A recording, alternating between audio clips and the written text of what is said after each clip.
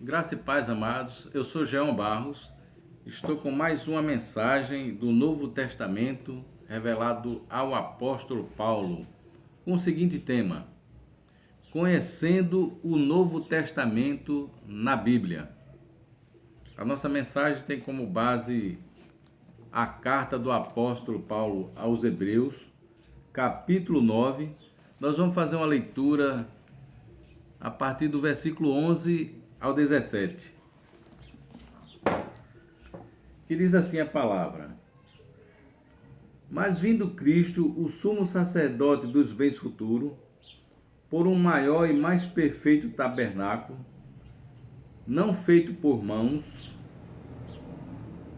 isto é, não desta criação, nem por sangue de bodes e bezerros, mas por seu próprio sangue, entrou uma vez no santuário, havendo efetuado uma eterna redenção.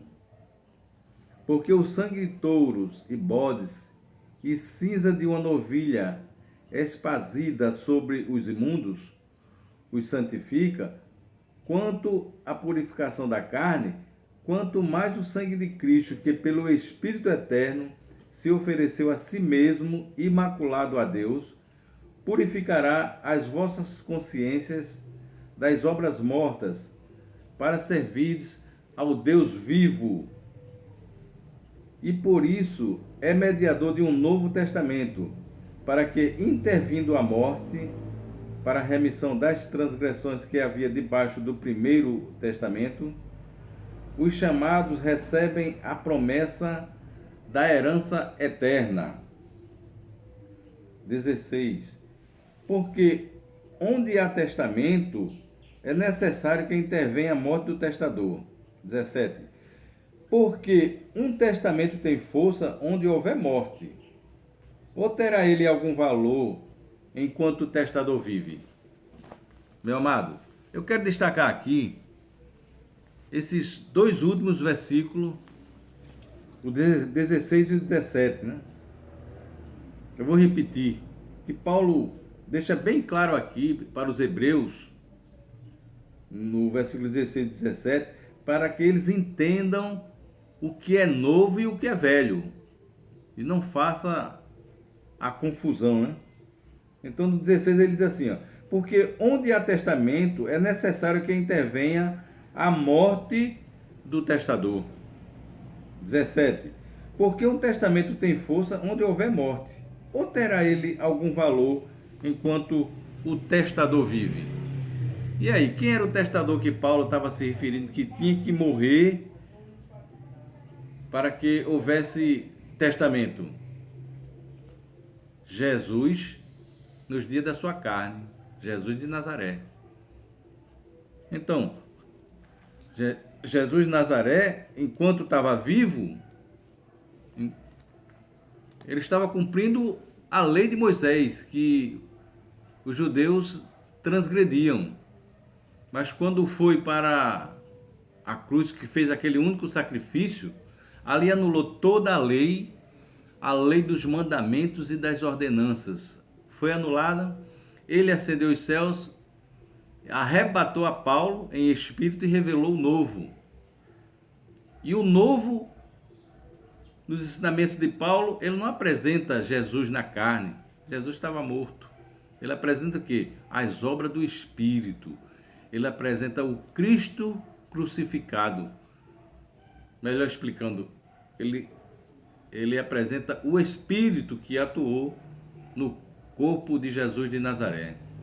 Então, quando a gente traz uma mensagem com o seguinte tema: conhecendo o Novo Testamento na Bíblia, eu sei que quando eu falei aqui o tema, com certeza muitos pregadores da palavra já começaram a interrogar: quem não conhece o Novo Testamento na Bíblia?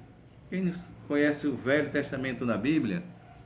Mas será que conhece mesmo? Se conhecesse, meu amado, não estava acontecendo essa confusão doutrinária generalizada que a gente vê hoje na igreja evangélica, melhor falando. Existe uma confusão doutrinária, porque querem os pregadores ensinar a Igreja de Cristo as mesmas obras que Jesus de Nazaré fez. Ensina a batizar nas águas, ensina a jejuar, ensina a celebrar a Páscoa e tantos outros ensinamentos, né? Misturando os pactos, a lei com a graça. No meio dessa mensagem leva ensinamentos que não tem nada a ver com a graça e nem com a lei, que são doutrinas de homens, e aí a Igreja de Cristo está desse jeito, uma igreja embriagada doutrinariamente, sem conhecer o novo, né? E para completar essa confusão, né? A Sociedade Bíblica do Brasil, né? Botou Mateus, Marcos e Lucas e João como Novo Testamento, né? E nós acabamos de ler aqui o versículo 16 e 17 do capítulo 9 de Hebreus, Paulo explicando para ser Novo Testamento e ter valor como Novo Testamento, o testador tem que estar morto, porém vivo no Espírito. E Mateus, Marcos, Lucas e João está como novo na Bíblia, mas é velho, porque apresenta o testador vivo. E o testador tem que estar morto para que haja Novo Testamento. Escreveu Paulo aos Hebreus para que os hebreus tivessem esse discernimento, né? E a Igreja de Cristo hoje, em pleno século XXI, não tem esse discernimento. Pega a Bíblia, aí vê Mateus, Marcos, Lucas e João como Novo Testamento, mas Paulo é bem claro aqui explicando que para ser Novo Testamento, para ser considerado testamento, o testador tem que estar morto, porém vivo no Espírito. É só observar os ensinamentos de Paulo, é só observar as cartas do apóstolo Paulo. Ele nunca vai apresentar Jesus de Nazaré. Paulo apresenta as obras já consumadas por Jesus de Nazaré, apresenta as obras do Espírito, né? Que atuou naquele corpo de Jesus de Nazaré. Isso é Novo Testamento, meu amado. Mas quando se apresenta obras, faz uma pregação, um ensinamento e apresenta as obras para a igreja fazer, você vê que a igreja hoje, a igreja evangélica, tem obreiros. Você chega nessas igrejas, tem os obreiros. O evangelho não tem obra, imagina obreiro.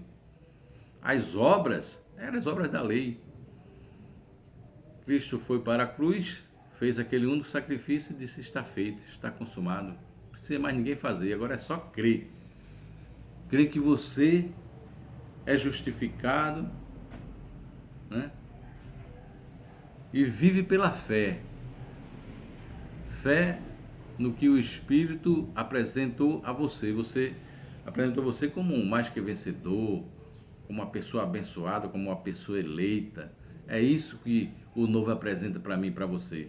Não é preciso você estar fazendo obras, sendo escravizado pelas obras da lei, que as obras da lei. Paulo disse que vocês são salvos pela graça mediante a fé. Isso não vem de vós, é um dom de Deus, não vem das obras, para que ninguém se glorie aí. Viva o novo, meu amado. Deixe de viver o velho. O velho passou. Hoje nós vivemos o novo. Veja o que Paulo escreveu para a igreja que se reuniu em Coríntios. 1 Coríntios capítulo 2, versículo 2. Olha o que Paulo fala. 2:2, a partir do 2. Vamos ler a partir do 1, né? 1 Coríntios capítulo 2, a partir do 1 em diante. Paulo diz assim: E eu, irmãos, quando fui ter convosco, anunciando-vos o testemunho de Deus, não fui com sublimidade de palavras ou de sabedoria, porque nada me propus a saber entre vós, senão a Jesus Cristo, e este crucificado. E eu estive convosco em fraqueza e em temor, e em grande tremor. A minha palavra e a minha pregação não consistia em palavras persuasivas, de sabedoria humana, mas em demonstração de espírito e de poder, para que a vossa fé não se apoiasse em sabedoria dos homens, mas no poder de Deus. Meu querido, o poder de Deus está no Evangelho da Nova Aliança, está no Evangelho da Graça. Paulo chamou também de lei do Espírito, chamou também de sã doutrina. O novo é considerado por Paulo como a sã doutrina, a doutrina sadia, irmão. Tira o medo, tira o pânico, tira a dúvida do homem, né?